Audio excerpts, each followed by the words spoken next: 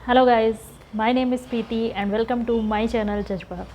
आज मैं बात करूंगी कि हम हेयर फॉल को कैसे रोक सकते हैं, हेयर फॉल होने का क्या रीज़न है और इसे हम कैसे रोक सकते हैं, इसके बारे में बात करूंगी। तो चलिए स्टार्ट करते हैं। अगर हमारे खाने में विटामिन डी, विटामिन सी और विटामिन ई की कमी होगी तो हमें हेयर फॉल ज़रूर होगा। इसलिए आप सबसे पहले अपने खाने का ध्यान रखिए। आप ये ध्यान रखिए कि आप जो भी खाना ले रहे हैं उसमें विटामिन सी, विटामिन डी और विटामिन ई ज़रूर से ज़रूर हो। आप ऐसे कॉम्ब को यूज़ करिए जिसके टूथ जो हैं वो बड़े साइज़ के हों। आपको जो छोटे टूथ वाले जो कॉम्ब होते हैं उसे आपको अवॉइड करना है। आपको इस टाइप के जो कॉम्ब होते हैं जिसके जो टूथ हैं वो बड़े साइज़ के होते हैं, ऐसे कॉम्ब को आपको यूज़ करना है। इससे आपके बाल जो हैं वो उलझेंगे कम, वो फंसेंगे कम और आपके बाल जो हैं वो टूटेंगे भी कम।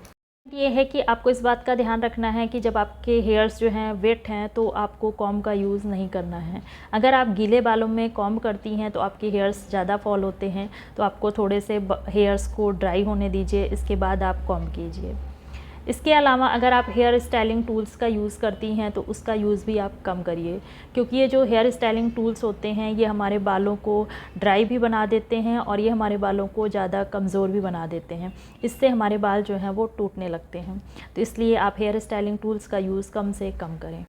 नेक्स्ट पॉइंट ये है कि पोल्यूशन जो होता है ये भी हमारे हेयर्स के लिए अच्छा नहीं होता है। हमारे हेयर फॉल होने का रीज़न पोल्यूशन भी होता है, तो आप पोल्यूशन से भी थोड़ा सा बचिए। और इसके अलावा ये जो सनरेज़ होती हैं, जो डायरेक्ट सनरेज़ हमारे ऊपर पड़ती हैं, हमारे हेयर्स पे पड़ती हैं, इससे हमारे बाल जो हैं वो बेजान हो जाते हैं।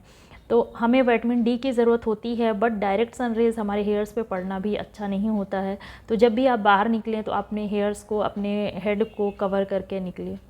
नेक्स्ट पॉइंट ये है कि आपको केमिकल वाले प्रोडक्ट से भी दूर रखना है। अगर आप अपने हेयर्स को अच्छा बना के रखना चाहती हैं, अगर आप चाहती हैं कि आपके हेयर्स फॉल ना हो, तो आपको ऐसे प्रोडक्ट का यूज़ करना चाहिए जिसमें केमिकल कम से कम हो। आपको पैराबिन फ्री वाले प्रोडक्ट यूज़ करने हैं जिसमें कि अल्कोहल भी ना हो, जिसमें पैराबिन भी ना हो। जितना हो सके आप नेचुरल इंग्रेडिएंट से बने हुए प्रोडक्ट का यूज़ करें। नेक्स्ट पॉइंट जो बहुत ज़्यादा इंपॉर्टेंट है वो है हमारी नींद। अगर हम प्रॉपर अपनी नींद कंप्लीट नहीं करते हैं, अगर हमारा स्लीपिंग टाइम बहुत कम है, अगर हम 7 to 8 आवर की नींद नहीं लेते हैं, तो इससे हमारी स्किन पर भी बैड इफ़ेक्ट पड़ेगा और हमारे हेयर्स पर भी बैड इफ़ेक्ट पड़ेगा। स्ट्रेस भी एक बड़ा रीज़न होता है हेयर फॉल होने में, तो इसलिए स्ट्रेस से आप दूर रहिए। इसके अलावा आप अपने हेड पर मसाज करिए। वीक में 2 टाइम्स आप किसी भी ऑयल से अपने हेड पर मसाज करिए। आप अच्छे से अपने बालों में ऑयलिंग करिए जिससे आपके जो बाल हैं उसमें नेचुरल शाइनिंग बनी रहे, आपके स्कैल्प जो हैं वो भी ड्राई ना हो, वो भी थोड़े मॉइस्चराइज रहें। अगर आप ऐसे ऑयलिंग करेंगे तो आपको डैंड्रफ की भी प्रॉब्लम कम होगी या नहीं होगी। आप अपने हेयर फॉल को रोकने के लिए अनियन का जूस भी यूज़ कर सकते हैं। अनियन का जो जूस होता है ये हमारे स्कैल्प के लिए, हमारे हेयर्स के लिए बहुत अच्छा होता है। आप इसे वीक में 2 टाइम्स अप्लाई करें अपने हेड पर। जब आप शैम्पू करने जा रहे हों तो उसके आधे घंटे पहले आप इसे अपने बालों में लगाएं, अपने स्कैल्प पे लगाएं। अगर 2 मंथ्स तक आप इन सारी चीज़ों का फॉलो करते हैं तो आप देखेंगे कि आपके हेयर्स जो हैं वो फॉल होना बंद हो जाएंगे। नेक्स्ट पॉइंट ये है कि अगर आप कॉम्ब कर रही हैं तो आप अपने हेयर्स को नीचे की तरफ से कॉम्ब कीजिए। मीन्स आप पहले नीचे से कॉम्ब करिए, फिर आप ऊपर की तरफ जाइए। अगर आप ऊपर से कॉम्ब करती हैं तो आपके बाल जो हैं वो ज़्यादा उलझेंगे और ज़्यादा टूटेंगे। तो आप पहले नीचे कॉम्ब कीजिए, इसके बाद धीरे धीरे करके आप ऊपर के साइड में जाइए। इससे आपके बाल जो हैं वो कम उलझेंगे और कम टूटेंगे।